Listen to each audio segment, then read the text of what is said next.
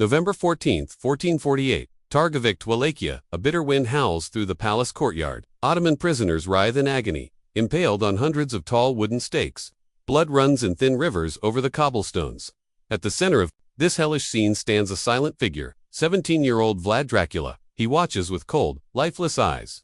The boy once taken hostage now commands the suffering of his enemies without a flicker of remorse. How did this child become a monster? 7 years earlier, Vlad had been an 11-year-old prince, quiet, intense, living under the shadow of two empires. His father, Vlad the Impaler, was voivode of Wallachia, caught in a deadly game between Hungary and the rising Ottoman Empire. To appease both powers, Vlad II agreed to send his two sons, Vlad and his younger brother, Radu, as hostages to the Ottoman court. What was supposed to be a gesture of peace became a sentence of psychological torture. At the Topkapi Palace, in Constantinople, Vlad was schooled in language, religion, and warfare, but also in control, humiliation, and fear. He watched friends vanish for disobedience. He was beaten, starved, and reshaped into a weapon. His brother adapted, even thrived, but Vlad hardened. Every lesson, every insult, carved something out of him and replaced it with ice. When he returned to Wallachia at 17, it was not as a boy, but as something else, something colder. The very people who once dominated his youth were now beneath him, dying slowly on spikes under the gray sky. He was no longer simply a prince. He was Vlad the Impaler, a monster born not of madness, but of meticulous cruelty passed down by empires. A creature shaped in the silence of captivity and baptized in blood. The icy wind howls through Targovik's stone corridors in the palace courtyard. 17-year-old Vlad Dracula stands like a statue, silent, unmoved, as Ottoman prisoners writhe in agony atop a forest of wooden stakes. Blood drips into the frozen soil. Smoke rises. The air reeks of burning flesh and fresh death. The boy prince watches without a flicker of emotion. This is not madness. It is method. It is memory. But to understand how a child became a monster, we must journey backward 7 years, to the moment innocence died. 1441. Sagrishara Fortress Lad was born in the icy winter of 1431, son of Vlad to Dracula, a prince caught in the deadly crossfire between two empires, the Ottomans to the south, the Hungarians to the north. Wallachia, their kingdom, was less a land and more a chessboard. Treachery was routine, loyalty, a luxury. Vlad's childhood was split between Orthodox liturgies in candlelit chapels and political negotiations with foreign spies. His father switched allegiances like clothes, praying with priests in the morning, bowing to Muslim emissaries by noon. Vlad learned early. Truth is dangerous. Trust, fatal. His brother, his shadow Vlad's younger brother, Radu, was his opposite. Where Vlad was silent and intense, Radu smiled easily, sang, and played. Vlad read military strategy. Radu wrote poetry. Both were beloved by their father. Both were chosen for a journey that would alter history. The trap. Autumn 1442. The invitation came from Sultan Murad II himself, a personal meeting to ensure peace. Vlad II agreed, hoping to secure Wallachia's future, and took both sons with him as a gesture of good faith, but it was a lie. The moment they crossed into Ottoman territory at Giurgiu, the trap sprang shut. Vlad II was detained. His sons, just 11 and 8, were taken as political hostages. They would not see their homeland for 6 years. Prison of Silk. Topkapi Palace, Constantinople. At first, life in the palace seemed like privilege, fine food, silk, robes, tutors from across the empire. But it was a gilded cage. Vlad was forced to learn Turkish, recite the Quran, and study the very strategies that had defeated his people. He was taught to love his captors, and when he didn't, he was punished, he was beaten, isolated, tested. Radu adapted. He smiled, he submitted. The Ottomans loved him for it. But Vlad never forgot. Each lesson became a scar. Each prayer, a wound. He did not break. He hardened. Return of the Monster -1448. At 17, Vlad was released and returned to Wallachia in chaos, but the boy who left was gone. In his place stood a man forged by humiliation, cruelty, and rage. His first act, vengeance. Hundreds of Ottomans were captured, impaled, burned. He filled the forests with corpses, not just to kill, but to send a message. You tried to erase me. I became immortal. Vlad didn't become a monster because he wanted power. He became a monster because no one came to save him. Because as a child, he was betrayed by fathers, rulers, and gods. In his silence, he learned the one language his enemies understood: fear, and that boy, once a political pawn, would become the most terrifying legend Europe has ever known. Palace that tried to break him, Vlad the Impaler's dark rebirth. Short version. Behind the luxury of Ottoman palaces' exotic foods, vast libraries lay a cruel psychological machine, designed to strip Christian boys of identity and mold them into obedient servants. Vlad, proud and fiercely orthodox, resisted. When ordered to bow toward Mecca, he stood still. Told to recite the Quran, he stayed silent. His defiance marked him for punishment.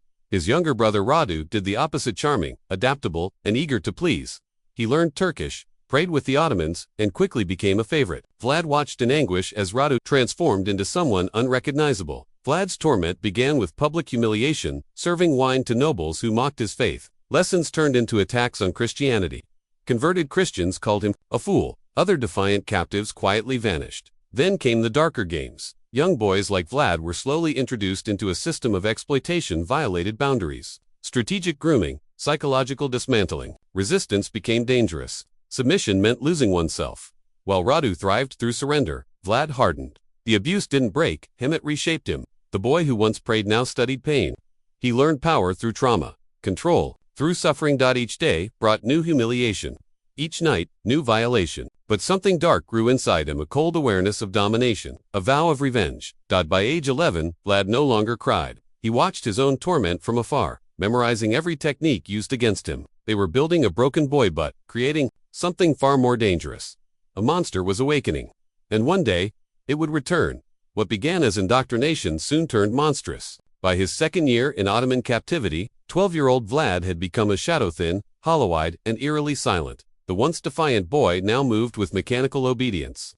But behind the vacant eyes, something terrifying stirred, not submission, but cold, calculated adaptation. The palace didn't just punish, it trained. Abuse was systematic. Vlad was summoned to private chambers, subjected to violations meant to break his mind. But instead of breaking, he observed, he cataloged techniques, studied domination, and learned how shame and pain could fracture identity. His mind became a weapon sharpened by trauma. Officials celebrated what they thought was his conversion. They dressed him in silk, paraded him at court, but the obedient mask hid something lethal. Vlad memorized every face, every insult. Meanwhile, his younger brother Radu embraced the Ottoman way, fluent in Turkish, loyal, devout. He rose quickly. Vlad served in silence, watching, learning, becoming. The turning point came in Vlad's 4th year. A young Serbian prince who resisted conversion was impaled publicly, slowly, painfully. His screams echoed through palace walls. Captives were forced to watch. Most caved. Vlad studied. He saw how fear ruled more than love ever could. He realized true power lay not in kindness, but in the willingness to inflict suffering. That night, he had a revelation. The empire ruled through reputation, terror, and spectacle. And he would do the same. Vlad's behavior shifted. He showed interest in maps, military plans, Ottoman protocols. Officials believed he had converted. They were disastrously wrong. He was gathering intelligence for revenge. He learned names, weaknesses, routes. He was no longer a boy. He was becoming a machine built to destroy the very system that shaped him. By 1448, both brothers were sent back to Wallachia. Radu returned as a loyal Ottoman ally, but Vlad returned as something else, a mask of obedience over a mind forged in hatred. The Ottomans believed they had created a ruler. What they had truly created was a monster, one who had studied pain not to survive it, but to perfect it. They released a time bomb. And soon, the Balkans would bleed. The boy who had been Vlad was dead. In his place stood something new and terrifying. A perfect synthesis of Christian fury and Ottoman methodology, a living weapon forged in captivity, now ready to detonate. And detonate he did.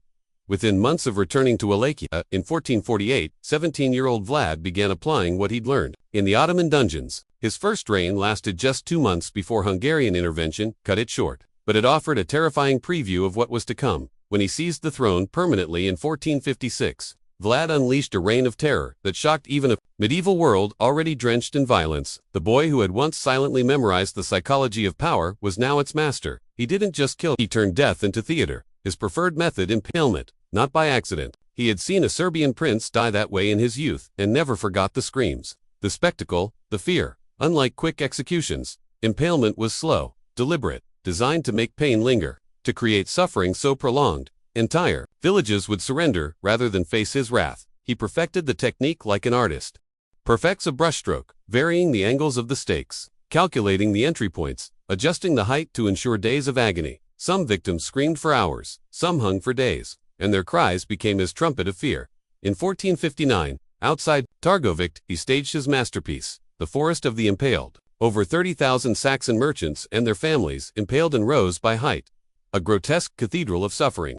Ottoman envoys vomited at the sight. Their horses refused to pass through the stench. But impalement was just one tool in his hellish arsenal. He boiled people alive in massive cauldrons. He skinned enemies and hung their flesh from towers.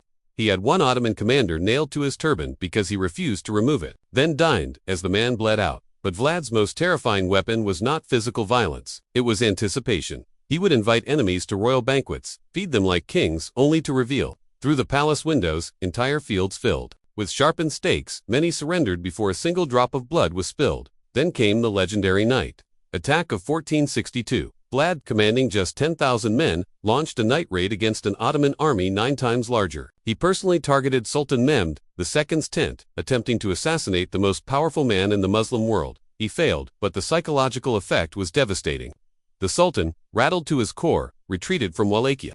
Vlad had defeated terror. With terror, estimates suggest Vlad was responsible for 80,000 deaths, nearly a quarter of Wallachia's population. German chroniclers spread tales of his atrocities across Europe. Even they, trading partners of his victims, couldn't look away from the horror. While Vlad descended into infamy, his younger brother Radu became the Ottoman Empire's poster child, a loyal servant, polished and obedient. The brothers eventually faced off in civil war, one a perfect student, the other a catastrophic lesson. Vlad died in 1476, likely betrayed and butchered by his own men, a quick, anonymous death in a muddy field. His head was sent to Constantinople, and, displayed by Sultan Mehmed, a trophy, a warning that even monsters could be killed. But death did not end his reign. Vlad's legend only grew. From whispered rumors of a blood drinker to Bram Stoker's Dracula, his name became immortal. Not because he was a vampire, but because the real man was more terrifying than any myth. Medieval chroniclers debated his nature. Was he mad, possessed, demon-touched? But the truth was far more chilling. He was entirely human. A brilliant, brutal man engineered by systematic abuse, hardened in darkness, and unleashed with no moral restraint. Vlad the Impaler was the Ottoman palace school's greatest failure, and its most monstrous success. The boy who once whispered Christian prayers behind castle walls. The boy who was dragged across mountains and rivers into a foreign empire. The boy who watched his brother assimilate while he was broken. He did not die in the Ottoman dungeons. He transformed. What returned to Wallachia in the shape of a man was not simply a ruler, he was something else. Something the world had no language for yet. A creature forged in fire and humiliation. A political weapon honed to a razor's edge. This was not divine right. This was not noble blood. This was trauma repurposed into tyranny. Vlad the Impaler had discovered a truth no king had ever truly dared to wield. Terror is the ultimate currency. Not faith, not gold, not armies. Just the knowledge whispered in the dark and confirmed by the bodies impaled in daylight that you are willing to do what others will not. He no longer needed to conquer cities with armies. He conquered them with fear before he ever arrived. The 11-year-old boy who entered captivity with the Lord's Prayer on his lips returned as a man who reigned by making hell visible on earth, and the empire that thought it could break and use him instead built a monster whose legend outlasted their own. For the Ottomans, it was a tactical failure. For Wallachia, it was a historical tragedy. But for the human race, it remains a warning etched in blood, because the scariest thing about Vlad isn't that he impaled tens of thousands, or that he boiled enemies alive, or fed them to wolves, or decorated feasts with corpses. The scariest truth is this: he was made, not born. The cruelty was not madness. It was learned behavior, a dark education in the anatomy of fear. The very people who hoped to program obedience accidentally programmed monstrosity. They turned a child into a legend, and the legend into a nightmare. They forgot that when you strip a boy of mercy and teach him that survival requires cruelty, he might one day look back at you not as a victim, but as an apprentice who simply improved the craft. He outgrew them, he out-horrified them. And centuries later, when Bram Stoker sat to write a gothic horror tale about a vampire prince from the East who drank blood and slept in coffins, he didn't have to invent the villain. History already had one. A man whose name meant dragon, but whose story came from hell. A man who wasn't supernatural, just wounded, broken, and reassembled in such a way that pain became power. So the next time you hear the name Dracula, don't picture a cape and fangs. Picture a child, kneeling in chains, staring into the abyss, realizing that if he could not be saved, he would become the thing others feared most, not a monster by birth, but one shaped stake by stake.